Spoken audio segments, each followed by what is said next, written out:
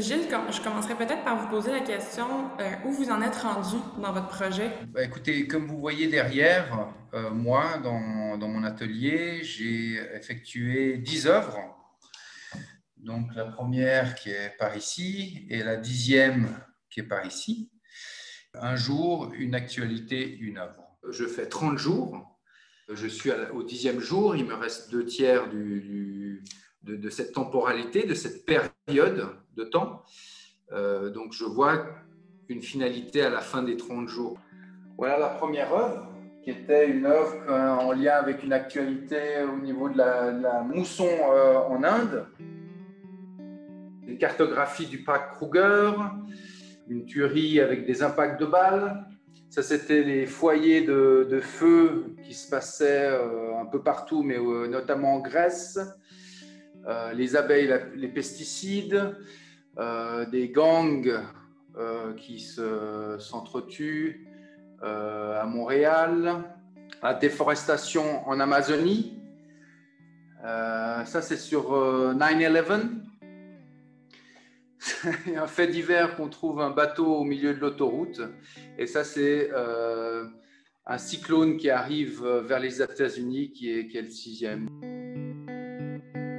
Alors, j'ai un carton assez fin, que je le place sur un tapis de protection.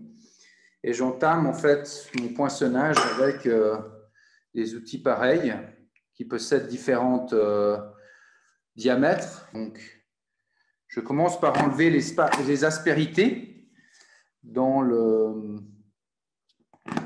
carton. Comme vous voyez, hop, il y a différents types de poinçons. Par exemple, on peut imaginer que j'en fais un là. Et je récupère en fait toute l'écume du temps, toutes les pépites des trous, je les récupère.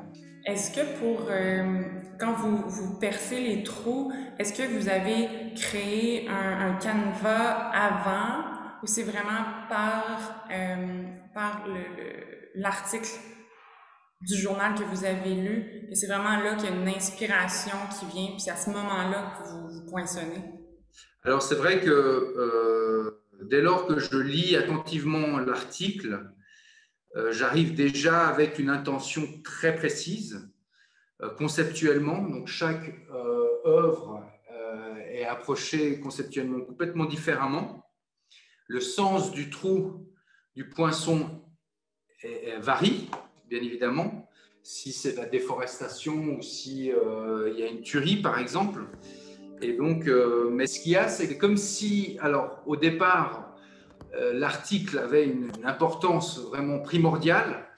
Et en fait, je réalise maintenant que l'œuvre elle-même est en train de prendre le dessus et oriente mes choix d'articles aussi.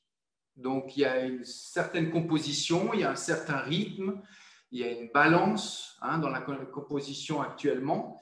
Et cela influence désormais le choix de l'article du jour que je fais quelques heures avant le début du symposium.